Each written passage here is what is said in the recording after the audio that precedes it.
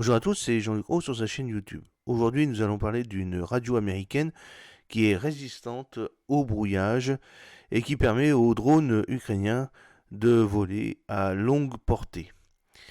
Un drone de reconnaissance ukrainien, le Shark, ressemblant à un petit avion, survole les lignes russes et transmet un flux vidéo haute définition.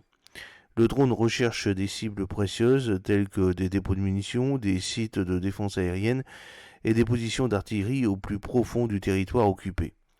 Les Russes répondent par une guerre électronique, érigeant un mur de bruit radio impénétrable pour la plupart des drones. Le Shark vole directement sans être affecté par le brouillage grâce à sa radio avancée, le Mash Rider, construite par la société américaine Doodle Labs, qui permet des vols à longue distance malgré des interférences intenses. Doodle Labs, basé à Marina del Rey, en Californie, travaille avec le Wi-Fi longue portée depuis 2008, mais le co-PDG Anish Parikh m'a dit qu'ils se sont retrouvés dans le secteur des communications par drone militaire presque par accident. Tout s'est mis en place en 2020, explique Parikh. L'armée américaine et la Defense Innovation Unit recherchaient de petites radios bon marché pour les drones et nous disposions par hasard de toutes les technologies adéquates. La clé du succès de Doodle Labs réside dans le fait qu'il s'appuie sur une base imposante de technologies existantes. Toute une industrie s'est développée autour des normes de communication 802.11 qui sont à la base du Wi-Fi et des réseaux locaux. Tout est fabriqué selon les mêmes normes, ce qui signifie que les entreprises comme Doodle Labs peuvent construire leur technologie dessus. Nous n'avons pas besoin de réinventer la roue, déclare Parikh, et le 802.11 ne cesse de s'améliorer. Les fabricants de radios militaires traditionnels construisent tout eux-mêmes, tandis que Parikh affirme qu'ils peuvent profiter de nouveaux développements comme le Wi-Fi 7 lancé récemment et qui promet des vitesses plus rapides et des connexions plus robustes. Fondamentalement, ils bénéficient de milliards de dollars de recherche à l'échelle de l'industrie plutôt que de tout faire eux-mêmes. Les travaux antérieurs de Doodle Labs dans le secteur industriel consistaient notamment à fournir des communications pour des machines robotiques telles que les camions autonomes dans les mines et des robots mobiles déplaçant des marchandises dans les entrepôts. Ces environnements ont tendance à être très désordonnés et en termes de radio, certaines fréquences peuvent être saturées du trafic provenant d'autres systèmes, d'autres seront affectées par le bruit radio et les interférences provenant des équipements industriels. Les communications doivent pouvoir faire face et fournir un lien rapide et transparent. Parikh affirme qu'il existe trois approches de base pour gérer les interférences radio et qu'il les utilise toutes. La première consiste à filtrer afin que le récepteur puisse tout bloquer, sauf la longueur d'onde exacte utilisée pour communiquer. Un autre utilise plusieurs bandes et le troisième passe à une bande différente sans interférence. Vous avez une photo de la mini radio Mesh Rider de Doodle Labs. Elle mesure 46 x 51 x 6,5 mm et pèse que 36 grammes, soit un peu plus d'une once. Les mêmes approches, avec quelques améliorations, s'appliquent au problème de la lutte contre le brouillage, mais alors que les développeurs militaires construisent généralement tout eux-mêmes à partir de zéro, avec leur propre système propriétaire, avec tous les coûts et le temps de développement que cela implique, Doodle Labs s'appuie sur les normes existantes. Parikh affirme qu'ils utilisent des puces commerciales Qualcomm et le système d'exploitation Linux, même si certaines personnes lui avaient déjà dit que cela ne fonctionnerait jamais dans le secteur de la défense. Au vu de ce qui se passe actuellement et de la nécessité de réagir et d'agir rapidement, notre approche est tout d'un coup appréciée, déclare Parikh. Je ressens un sentiment de validation. Le besoin de vitesse, le conflit en Ukraine a vu la guerre électronique évoluer à un rythme sans précédent Alors que la guerre des drones est passée de quelques milliers à littéralement des milliers de drones et des millions de drones, les deux parties ont redoublé d'efforts pour brouiller les communications adverses. Les drones comme les omniprésents FPV Kamikaze et les éclaireurs Mavic sont difficiles à arrêter et les défenseurs comptent souvent sur le brouillage. Il peut s'agir de rompre le lien de contrôle, de bloquer le flux vidéo ou de brouiller la navigation par satellite. Le concours de guerre électronique s'est transformé en un jeu de développement du chat et de la souris où chaque innovation en matière de brouillage se heurte à une nouvelle avancée en matière de contre-mesures. Le rythme du changement semble avoir surpris certains fournisseurs américains. Le 10 avril, le Wall Street Journal a fait état des mauvais résultats des drones Skydio qui, bien que construits selon les spécifications de l'armée américaine, rencontraient des problèmes dans l'environnement de brouillage intense. Les responsables ukrainiens ont constaté que les drones fabriqués aux États-Unis étaient fragiles et incapables de surmonter les technologies de brouillage et de panne du GPS russe.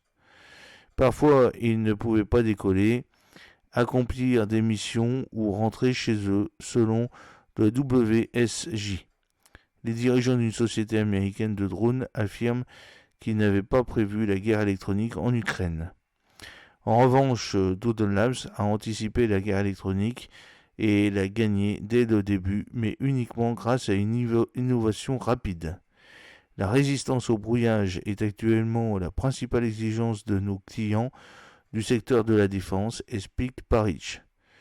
Le paysage de la guerre électronique change chaque mois et un cycle de publication rapide est nécessaire pour vaincre les brouilleurs. Vous avez une petite photo montrant les soldats qui assemblent un drone Evolve Dynamics Sky Mantis qui utilise le Mesh Rider radio de Doodle Labs comme liaison de données embarquées.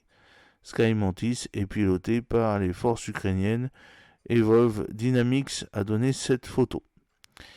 La société ukrainienne Ukrsystem utilise le Mesh Rider de Doodle Labs dans son drone Shark qui effectue régulièrement des missions à longue portée. Le multicoptère Sky Mantis est une autre application dont une centaine est actuellement opérationnelle en Ukraine. Parrish dit que les brouilleurs évoluent constamment, mais ils gardent une longueur d'avance grâce à de nouvelles techniques pour les vaincre. Le temps nécessaire pour passer à une nouvelle fréquence se mesure désormais en millisecondes. Certains commentateurs suggèrent qu'un jour, le brouillage permettra de vaincre tous les drones. Les Russes ont récemment essayé cela et ont échoué avec un char brouilleur monstre rempli d'équipements de guerre électronique, mais Parrish pense que cela n'arrivera jamais simplement pour des raisons de physique. Un brouilleur doit écouter quelles fréquences sont utilisées pour les brouiller, explique Parrish. Il ne peut pas tout écouter et tout brouiller en même temps. Il y aura toujours des lacunes. Et des radios comme Mesh Rider pourront toujours exploiter ces lacunes. Plus petit, plus rapide, mieux, moins cher. Parrish décrit Mesh Rider comme une radio hybride définie par logiciel, alors que la radio théorique et idéale définie par logiciel est capable de communiquer avec n'importe quel protocole sur n'importe quelle longueur d'onde. En pratique, elle est limitée par le matériel. La radio Doodle Labs utilise 6 bandes différentes dans une conception brevetée qui serait la première à offrir cette polyvalence. Le fait d'être défini par logiciel signifie que les mises à niveau peuvent être appliquées rapidement et facilement. Nous sommes aux antipodes des communications militaires traditionnelles. L'armée américaine a dépensé des milliards pour développer son système radio-tactique interarmé qui, selon un rapport officiel de 2012, démontrait une fiabilité, une portée de transmission et une qualité des voix médiocres qui limitaient la capacité de l'unité à accomplir sa mission.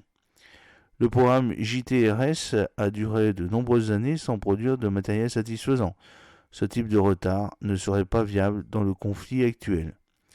Les radios portables multibandes améliorées intra-équipe de l'armée américaine coûtent $25 000 pièce comme Mesh Rider de Doodle Lab.